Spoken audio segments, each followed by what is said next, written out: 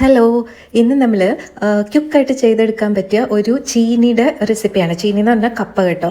കപ്പയുടെ റെസിപ്പിയും അതുപോലെ ചമ്മന്തി, ഒരു പച്ചമുളക് ചമ്മന്തിയും ആണ് ഉണ്ടാക്കാൻ പോകുന്നത്. ഓക്കെ, ഈ ചീനി അല്ലെങ്കിൽ കപ്പ നമ്മൾ മട്ടൺ ലിവർ ഫ്രൈൻ്റെ കൂടെയൊക്കെ കഴിക്കാൻ നല്ലതാണ് കേട്ടോ. അപ്പോൾ മട്ടൺ ലിവർ ഫ്രൈൻ്റെ റെസിപ്പി നമ്മുടെ ചാനലിൽ ഞാൻ ഓൾറെഡി പോസ്റ്റ് ചെയ്തിട്ടുണ്ട്. ലിങ്ക് ഞാൻ ഡിസ്ക്രിപ്ഷനിൽ കൊടുത്തിട്ടുണ്ട്. കാണാത്തവരുണ്ടെങ്കിൽ ഒന്ന് കണ്ടു നോക്കിക്കോളൂ കേട്ടോ. കപ്പ ഉണ്ടാക്കാൻ വേണ്ടി ആദ്യം തന്നെ നമുക്ക് വേണ്ടത് ഒരു 1 kg കപ്പയാണ്. ഇത് തൊലിയൊക്കെ കളഞ്ഞ് കഴുകി വൃത്തിയാക്കി ചെറിയ കൊച്ചു കൊച്ചു പീസസ് ആയിട്ട് ഇതാ ഞാൻ മുറിച്ചെടുത്ത് വെച്ചിട്ടുണ്ട്. ഇത് 1 kg കപ്പയാണുള്ളത് കേട്ടോ.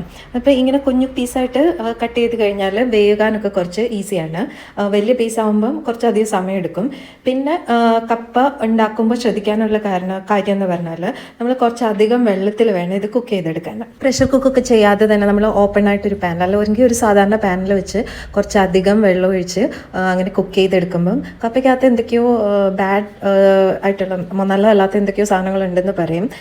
അപ്പോൾ അതൊക്കെ അങ്ങ് പോയി കിട്ടും. നമ്മൾ ആ വെള്ളം എന്നിട്ട് ഡ്രെയിൻ ചെയ്തെടുക്കുകയാണ്, ഊറ്റിയെടുക്കാന്ന് പറയില്ലേ, അങ്ങനെയാണ് ചെയ്യേണ്ടത്. ഇനിയിപ്പോൾ നമ്മൾ കുറച്ച് ഉപ്പ് ചേർക്കണം.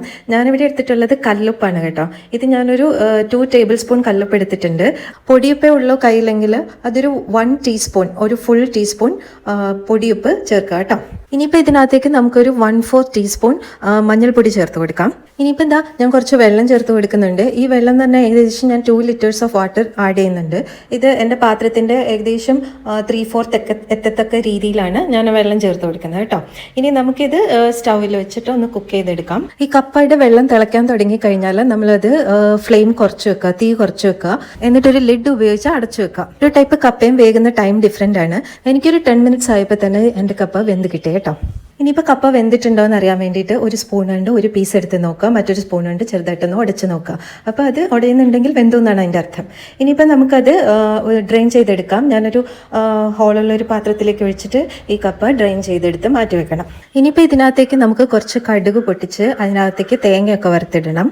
അപ്പോൾ അതിന് വേണ്ടിയിട്ട് ആദ്യം വേണ്ടത് ഒരു 1/2 കപ്പ് കോക്കനട്ട്, ഗ്രേറ്റഡ് കോക്കനട്ട് വേണം, തേങ്ങ തിരുമിയത്. പിന്നെ ഒരു 3 red chilli, whole red chilli, dry ചില്ലിയാണ് വേണ്ടത്. അതിനുശേഷം ഒരു 3-4 കുഞ്ഞുള്ളി വേണം, കുഞ്ഞുള്ളി. പിന്നെ വേണ്ടത് ഒരു വലിയൊരു കതിർപ്പ് കറിവേപ്പില. ഇനിയിപ്പോൾ പാൻ അടുപ്പത്ത് വെച്ച് ചൂടാക്കിയിട്ട് ഒരു 2 ടേബിൾ സ്പൂൺ കോക്കനട്ട് ഓയിൽ ഒഴിച്ചു കൊടുക്കുക. അതിലേക്ക് നമ്മൾ കടുക് ഇടണം. അപ്പോൾ കടുക് പൊട്ടിക്കഴിയുമ്പം നമ്മുടെ ഹോൾ റെഡ് ചില്ലി എടുത്തതില്ലേ, അത് നമ്മൾ മുറിച്ചിടണം കേട്ടോ. മുറിച്ചിട്ടാൽ അതിനകത്തെ ആ ഫ്ലേവറൊക്കെ ആ എണ്ണയിലേക്ക് പിടിച്ച് നമ്മുടെ കപ്പയിൽ നല്ലൊരു ടേസ്റ്റ് വരത്തുള്ളൂ കേട്ടോ. അതിനുശേഷം നമ്മൾ കറി ലീവ്സ് ഇടണം. കറി ലീവ്സ്, പിന്നെ കുഞ്ഞുള്ളി ചെറുതായിട്ട് അരിഞ്ഞത്. അപ്പോൾ ഇത്രയിട്ട് കുഞ്ഞുള്ളി നല്ലോണം ഒന്ന് വഴണ്ട് വരുമ്പോൾ, അതായത് ഒരു കളർ ചേഞ്ച് വരുമ്പോൾ, ബ്രൗൺ കളറായി വരുമ്പോൾ നമ്മൾ 1/2 കപ്പ് കോക്കനട്ട് എടുത്തതും കൂടി ആഡ് ചെയ്ത് കോക്കനട്ട് ബ്രൗൺ ആവുന്ന വരെ ഒന്ന് ഫ്രൈ ചെയ്തെടുക്കണം. അതായത് ഒരുപാട് ബ്രൗൺ ഒന്നും ആവണ്ട, ലൈറ്റായിട്ട് പെയിലായിട്ട് ബ്രൗൺ ആവുമ്പോഴേക്കും നമുക്ക് അത് റെഡി ആയിട്ടുണ്ട് കേട്ടോ. ഈ ബ്രൗൺ കളർ കണ്ടോ, ഇതാണ് കറക്റ്റ് പരുവം കേട്ടോ. ഇപ്പം നമ്മുടെ കോക്കനട്ട് നല്ല ഭംഗിയായിട്ട് മൂത്ത് വന്നിട്ടുണ്ട്, ബ്രൗൺ കളറായി നല്ലോണം മുരിഞ്ഞ് വന്നിട്ടുണ്ട്. അപ്പോൾ ഇതിനകത്തേക്ക് നമുക്ക് കപ്പ ഇട്ട് കൊടുക്കാം. ഇട്ടിട്ട് കപ്പ നല്ലോണം ഒന്ന് ഇളക്കിയെടുക്കണം കേട്ടോ. ഇപ്പോൾ ഈ കപ്പ എന്ന് പറഞ്ഞാൽ ഇങ്ങനെ കുഴച്ചെടുക്കുന്ന ടൈപ്പല്ല, ഇതിങ്ങനെ പീസായിട്ട് തന്നെ ഇരിക്കും. ഇനിയിപ്പോൾ കുഴഞ്ഞു പോയിട്ടുണ്ടെങ്കിലും കുഴപ്പമൊന്നുമില്ല, നല്ല ടേസ്റ്റ് തന്നെയാണ് കേട്ടോ. ഈ കോക്കനട്ടും പിന്നെ ആ മുളകൊക്കെ ചേർന്ന ഓയിൽ അതിലേക്ക് കയറുമ്പോഴല്ലേ ഭയങ്കര ടേസ്റ്റാണ്. പിന്നെ ഇതിന് ശേഷം നമുക്ക് ഞാൻ ചമ്മന്തി ഉണ്ടാക്കുന്നത് എങ്ങനെയാണെന്നും കൂടി കാണിച്ചു തരാം കേട്ടോ. അതായത് ഇപ്പം ഞാൻ നല്ലോണം മിക്സ് ചെയ്തിട്ട് കോക്കനട്ടിൻ്റെ ആ ഒരു അതില്ലേ എല്ലാ ഭാഗത്തും എത്തത്തക്ക രീതിയിൽ നല്ലോണം മിക്സ് ചെയ്തെടുത്തിട്ടുണ്ട്. ഇത് കപ്പ റെഡിയായി. ഇത്രയേ ഉള്ളൂ, വളരെ ഈസിയാണ്. ഇനിയിപ്പോൾ നമുക്ക് ചമ്മന്തി ഉണ്ടാക്കാം. ചമ്മന്തി ഉണ്ടാക്കാൻ വേണ്ടി ഒരു 10 കുഞ്ഞുള്ളി എടുത്തിട്ടുണ്ട്, വലിയ 2 വെളുത്തുള്ളി, വലിയ 2 അല്ലി വെളുത്തുള്ളി. പിന്നെ ഞാനിവിടെ 2 പച്ചമുളക് എടുത്തിട്ടുണ്ട്. എൻ്റെ കയ്യിലിരിക്കുന്നത് ഈ ടൈപ്പ് ഓഫ് ഉണ്ടമുളകാണ്. ഈ മുളകിന് ഭയങ്കര എരിവായതുകൊണ്ടാണ് ഞാൻ 2 എണ്ണം മാത്രം എടുത്തിട്ടുള്ളത്. അപ്പോൾ ഇതിൻ്റെ ചെടി ഞാനൊന്ന് കാണിച്ചു തരാം കേട്ടോ. നല്ല ഭംഗിയായിട്ട് ഇങ്ങനെ പടർന്ന് നിൽക്കുന്ന ചെടിയാണ്. അതായത് പഴുത്ത ഒരെണ്ണമാണ് കേട്ടോ, പഴുത്തൊരു മുളകാണ്. പിന്നെ ഇത് നിറയെ കായ്ച്ച് നിൽപ്പുണ്ട്, നിറയെ കായ്ച്ചു എന്ന് പറഞ്ഞാൽ നിറയെ മുളകുണ്ട് ഇതിൽ. ഇതിൻ്റെ ഇലയുടെ അടിഭാഗത്തായിട്ടാണ് ഈ മുളകൊക്കെ ഇങ്ങനെ ഉണ്ടായിരിക്കുന്നത്. അതാ നമുക്ക് അടിയിൽ നിറയെ പിടിച്ച് നിൽപ്പുണ്ട്, കാണാനൊക്കെ തന്നെ നല്ല ഭംഗിയാട്ടോ. അപ്പോൾ നിങ്ങളുടെ വീട്ടിലൊക്കെ ഇതുപോലെ വെറൈറ്റി ആയിട്ട് എന്തെങ്കിലും വെജിറ്റബിൾസോ ഫ്രൂട്ട്സോ ഒക്കെ ഉണ്ടെങ്കിൽ താഴെ കമൻറ്റ് ചെയ്യൂ കേട്ടോ. പിന്നെ ഇതിൻ്റെ പേര് കറക്റ്റായിട്ട് എനിക്കറിയില്ല, നമ്മുടെ ഇവിടെ ഉണ്ടമുളകെന്ന് അങ്ങനെ പറയും. അപ്പോൾ അങ്ങനെയാണ് അതിൻ്റെ വിശേഷങ്ങൾ. ഇനിയിപ്പോൾ കമ്മിങ് ബാക്ക് ടു അവർ ചമ്മന്തി. അപ്പോൾ ഇതിന് എരിവുള്ളതുകൊണ്ടാണ് ഞാൻ 2 എടുത്തേക്കുന്നത്. നിങ്ങളുടെ കയ്യിൽ സാധാരണ പച്ചമുളകാണെങ്കിൽ ഒരു 4 എണ്ണം വേണ്ടി വരും കേട്ടോ, 4-5 എണ്ണം വേണ്ടി വരും. അപ്പോൾ ഇത് നമ്മൾ 2 പേർക്കുള്ള ഒരു ചമ്മന്തിയാണ് ഉദ്ദേശിക്കുന്നത്. അപ്പോൾ കൂടുതൽ വേണമെന്നെങ്കിൽ ഈ ഇൻഗ്രീഡിയൻസ് ഒക്കെ അതിൻ്റെ ഡബിളാക്കി യൂസ് ചെയ്യാം. ഓക്കെ, ഇനിയിപ്പോൾ നമ്മൾ ഒരു മിക്സിയുടെ ജാറിലേക്ക് ഇതിട്ടിട്ട് നമുക്കിതൊന്ന് ക്രഷ് ചെയ്തെടുക്കാം. ക്രഷ് ചെയ്യാന്ന് പറഞ്ഞാൽ നമ്മുടെ മിക്സിയിൽ പൾസ് എന്ന് പറഞ്ഞൊരു ഓപ്ഷൻ ഉണ്ടല്ലോ, അതായത് ബാക്കിലേക്ക് ആ സ്വിച്ച് ടേൺ ചെയ്യുന്ന ആ ഒരു ഓപ്ഷൻ, അതൊരു 2 പ്രാവശ്യം പൾസ് ചെയ്താൽ മതി.